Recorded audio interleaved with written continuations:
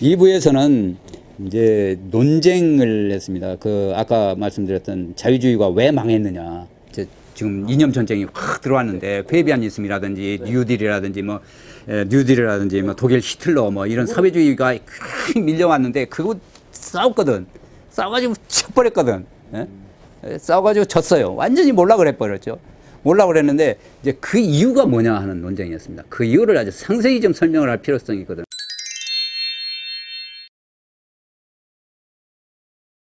1930년대를 보면 굉장히 암울한 시기였습니다. 특히 독일에는 이제 히틀러가 지배를 하고 있었죠. 민족 사회주의입니다. 민족 사회주의 뿌리는 역시 사회주의죠.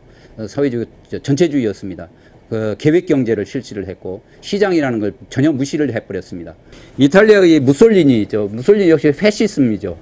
패시즘이라고 하는 건 여러분들 잘 알 겁니다. 군국주의죠. 이건 그런 게 지배를 했고 그 다음에 동유럽 사회주의 있습니다. 동유럽 사회주의는 구소련을 비롯해서 폴란드라든지 아니면 체코슬라바키아 이런 나라들이 전부 계획경제로 전환을 하고 있습니다. 전환을 해서 그러니까 그 당시에는 이건 시장이라는 건 이제 쓸모가 없는 것이다. 시장은 쓸모 없고 이거는 없고 이제 국가가 나서야 된다. 국가가 계획경제를 해야 된다. 그래야 인류가 구원을 받을 수 있고 인류가 번영할 수 있다. 이제 그런 생각을 가지고 있었습니다. 특히 미국 쪽을 보면 미국에서 역시 뉴딜 정책이죠. 루스벨트 대통령이었습니다. 그 당시에 루스벨트 대통령이 취했던 정책을 보면 역시 간섭주의가 대단히 심했죠. 조세 부담도 굉장히 높았고 그 다음에 노동정책으로서 노동시장을 경직적으로 만들어낸 노동정책 그 다음 여러 가지 규제 정책이 있었습니다. 은행 규제라든지 금융 규제들, 대기업 규제들 이런 규제들이 막 심했던 그런 시기였습니다. 그러니까 루스벨트 대통령을 미국의 히틀러라고 부르는 거죠. 미국이 아주 최악의 독재가 이제 들었었던 그런 상황이었습니다. 그런 상황에다가 특히 이제 전쟁이라고 하는 거 있죠. 그 다음에 일본은 이제 이쪽에 아시아 침략을 하고 있었죠. 그러니까 전 지구촌이 사회주의 물결, 군국주의 물결 이런 속에서 빠져 있는 암울한 그런 시기였습니다. 미래에 대해서 자유주의자들이 볼 때는 미래가 어떻게 돌아갈지 굉장히 어려운 그런 시기였습니다. 왜 그렇게 자유주의가 몰락을 했냐. 19세기 자유주의가 굉장히 번창을 했었죠. 19세기 자유주의 산업혁명도 일으켰던 것이 역시 자유주의였는데 자본이 등장함으로 인해서 농업에서 일자리 뺏긴 사람들 전부 공업 쪽에서 일자리를 만들어주는 그런 시기였음에도 불구하고 자유주의가 패망을 했습니다. 그러니까 이념 전쟁에서 완전히 몰락을 한 셈이죠. 1930년대, 20년대, 30년대 이렇게 보면 자유주의라는 사람들이 거의 없었습니다. 전부 다 이제 사회주의로 넘어가고는 그런 상황이었었고 역시 이제 사람들이 자유주의라고 부르면 시대 차고자, 시대의 나고자라든지 세상 물정 모르는 사람 이런 식으로 이제 비하시키는 그런 시기였습니다. 그런 시기에 자유주의자들이 이런 생각을 가졌습니다. 어떤 문제 제기를 했느냐면 왜 자유주의가 망했느냐 이거죠. 왜 자유주의가 망했느냐. 자유주의가 이념 전쟁에서 진 이유가 뭐냐. 두 파로 나눠집니다. 하나는 자유주의 그 자체의 문제가 있기 때문이다. 그죠? 자유주의 그 자체의 문제가 있는 것이다. 자유주의라는 것이 이게 어쩔 수 없이 실업 문제라든지 좌파들이 그 당시 비판했던 실업 문제, 실업 문제, 성장 문제, 위기 문제, 기업 집중 문제, 당시 마크스가 주장했던 그런 것들이죠. 그런 문제들, 착취 문제 등등 이제 이런 문제가 있는데 자유주의 속에는 역시 그런 문제들을 내재포하고 있다. 그러니 자유주의라고 하는 것이 자유방임적인 자유주의, 고전적인 자유주의라고 하는 것이 이게 시대적으로 맞지 않는 것이 아니냐라고 주장하는 그런 세력들이 있습니다. 그런 세력이 주장했던 사람들이 주로 이제 대륙에서 온 사람들이었는데 대륙적인 사람들이었는데 특히 독일 그렇습니다. 독일 사람들이 주로 그런 주장을 했습니다. 카르텔 봐라, 독과점 봐라. 이게 독일이 카르텔 국가라고 흔히들 얘기를 하는데 독일에서 카르텔이 엄청나게 심했습니다. 기업 결합이라는 얘기죠. 카르텔이라는 것이 기업 담합입니다. 이런 담합적인 행동으로 인해서 경제력 집중 현상이 등장했고 그 다음에 빈곤 문제도 상당히 심했었는데 이런 빈곤 문제들 이게 도대체 자본주의, 자유주의라는 것이 빈곤 문제를 야기하는 것이 아니냐. 이런 식으로 해서 대륙에서 주로 주장했던 애는데 그에 반해서 미제스나 하이에크 같은 사람들이 주장입니다. 이런 사람들이 주장은 자유주의 자체는 결코 문제가 있는 게 아니다. 자유주의라는 게 굉장히 좋은 이념이다. 자유주의라는 것이 번영도 할 수 있고 자유라는 게 빈곤 문제라든지 또는 위기 문제라든지 이런 문제를 오히려 스스로 해결할 수 있는 충분한 능력을 가지고 있는 게 자유주의인데 사람들이 자유주의에 대해서 몰랐기 때문인 것이다. 자유주의에 몰랐고 특히 그 좌파들이 자유주의를 왜곡해서 선전을 했기 때문에 자유주의가 몰락한 것이 자유주의 자체에는 전혀 문제가 없는 것이다 라는 두 가지 논쟁이 있었습니다. 특히 이쪽 이 미제스 같은 사람들이나 하이에크 같은 사람들은 담합이라고 하는 것도 이게 국가가 이게 자유주의에서 담합이 저절로 형성된 것이 아니었다. 시장 경제를 통해서 담합이 형성된 것이 아니라 오히려 그 국가가 그 담합을 조장을 했기 때문이다. 독일 같은 경우 전형적인 거죠. 전형적으로 독일이 역시 담합을 조장을 했습니다.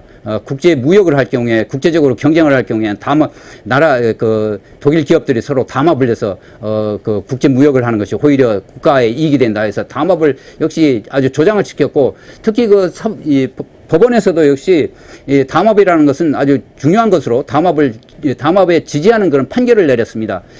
그렇기 때문에 이게 담합이라는 문제, 경제력 집중 문제라는 것이 시장에서 저절로 형성되는 것이 아니라 시장에서 자생적으로 형성된 문제가 아니라 국가의 개입 때문에 형성된 문제이지 결코 시장 때문에 그런 것은 아니다. 그 다음에 또 하나는 위기 문제도 그렇습니다. 위기 문제, 시장 경제가 위기 탓이라고 얘기를 하는데 1930년대 위기라고 하는 것이 이게 국가가 개입 때문에 생겨난 것이지 결코 이 시장에서 자생적으로 형성된 것이 아니다. 국가 개입으로 일어난 것이지. 그 다음에 빈곤 문제라는 것도 역시 국가가 개입 때문에 빈곤 문제가 형성이 되고 일자리 문제도 역시 국가가 개입 때문에 일자리 창출이 되지 않은 것이다. 그러니 자유주의에 문제가 있는 것은 결코 아니라는 그런 주장이 역시 미제스의 생각이었습니다. 미제스나 하이에크의 생각이었습니다. 역시 그 자유주의라는 것, 자유방임이라고 하는 것, 그 사람들이 주장했던 건 자유방임이라는 건 아까 고전적인 자유주의였습니다.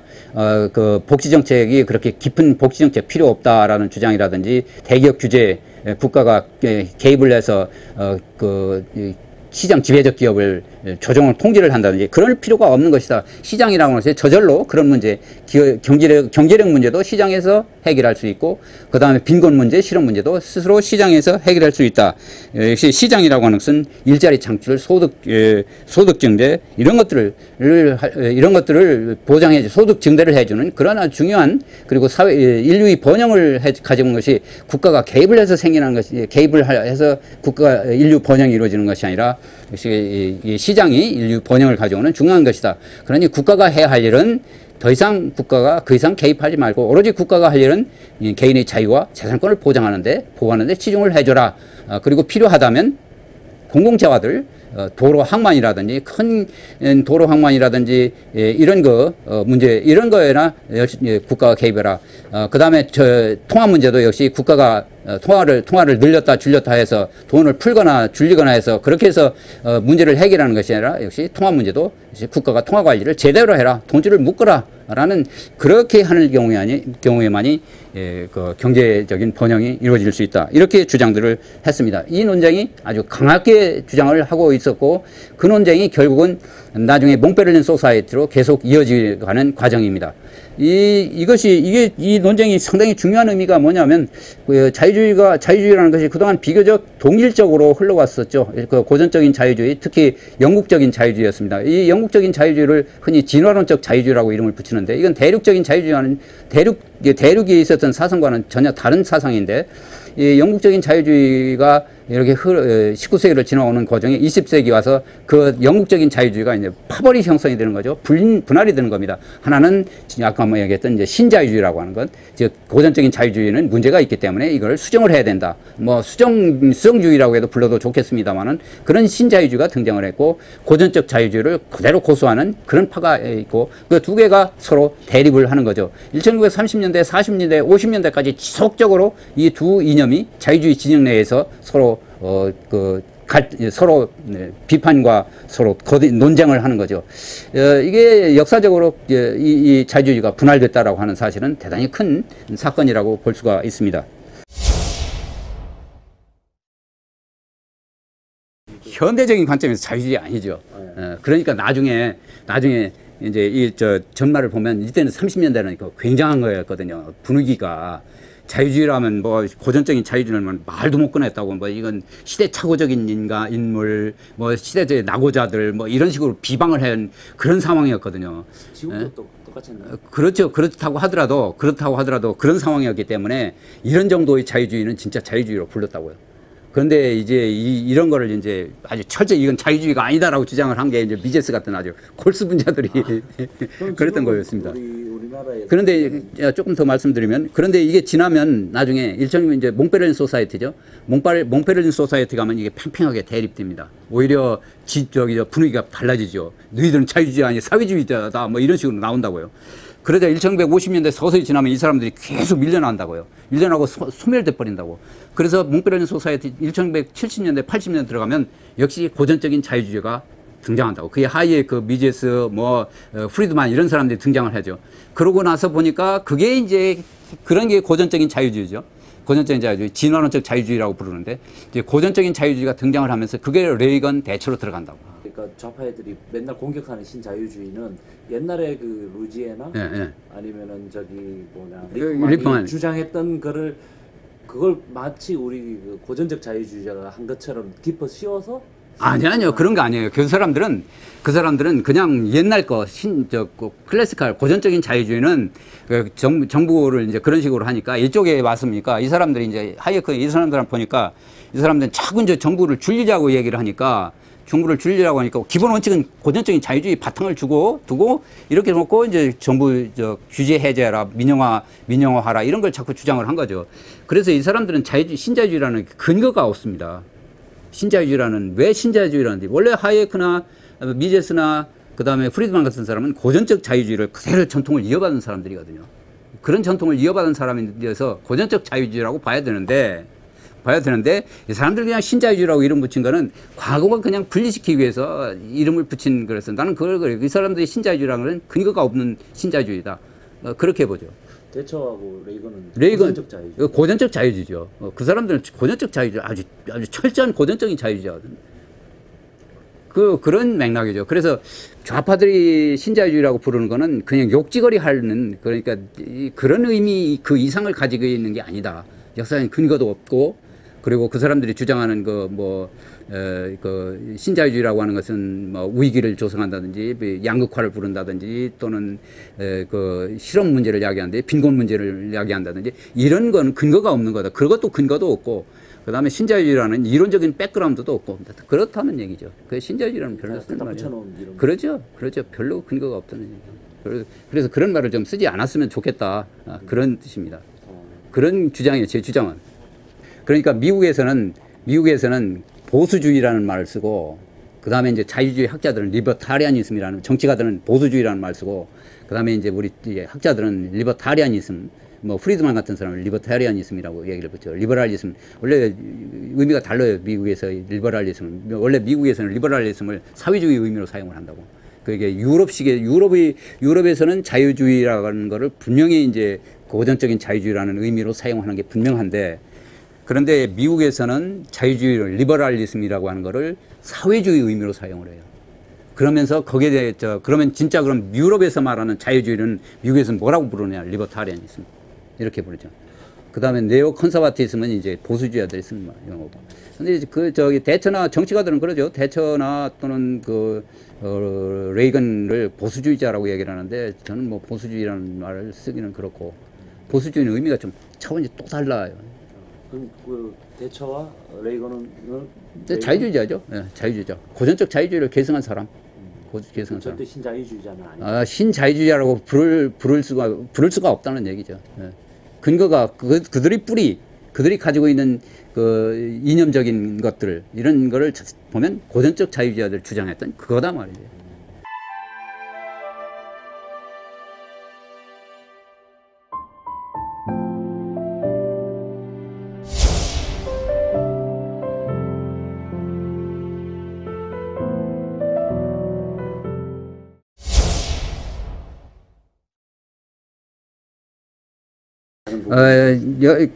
여러분들 그 자유방임이라는 개념을 좀 더 구체적으로 설명할 필요성이 있을 것 같은데요. 자유방임이라고 했을 때 그 시장 경제라고 하는 것이 그 고전적인 자유주의를 자유방임이라고 부릅니다. 그런데 고전적인 자유주의에서 가장 중시했던 법이 하나 있습니다. 그게 사법입니다. 사법. 그러니까 우리말로 하면 민법이죠. 민법하고 그다음에 또 하나 형법입니다. 그 민법하고 형법만 가지고 있다고 한다면 그 이상의 다른 것이 다른 법들, 예를 들면 그 독과점 규제법이라든지 복지법이라든지 이런 법이 없다고 하더라도 충분히 해결할 수 있다. 문제를 해결할 수 있다. 이 사상이 자유방임입니다. 고전적인 자유주의자들이 주장했던 바로 그 개인의 자유와 재산을 보호하라라고 하는 건 소위 야경국가라고 하는 것이 바로 야경국가라는 것이 어떤 것이냐면 민법입니다. 민법하고 형법만 가지고 도둑질하는 거 사기나 강탈을 행사하거나 폭력을 행사하는 것 이것만을 막아라. 이 두 가지 법을 통해서 막기만 한다면 그런다면 이게 사회가 제대로 운영이 될 수 있다. 그런데 이걸 흔히 이걸 자유방임주의라고 얘기를 합니다. 그리고 자유방임주의에서 국가가 이제 좀 더 개입을 한다라고 하는 의미는 뭐냐면 이제 그 민법과는 성격이 다른 공법적인 요소를 가지고 있는 예를 들면 복지법이라는 게 즉 사회법이라고 소셜 로라고 소셜 레지슬레이션이라든지 소циаль레 게세츠게붕 독일 말로 이런 식으로 표현하는데 이게 사회 입법이라고 하는 것 이게 복지법이죠. 그다음에 우리가 흔히 가지고 있는 공정거래법입니다. 공정거래법은 공법적인 요소를 가지고 있는 거죠. 그래서 이런 두 가지 법을 또 추가시켜야 시장 경제도 운영이 되고 나라도 번영이 될 수 있다. 이런 주장입니다.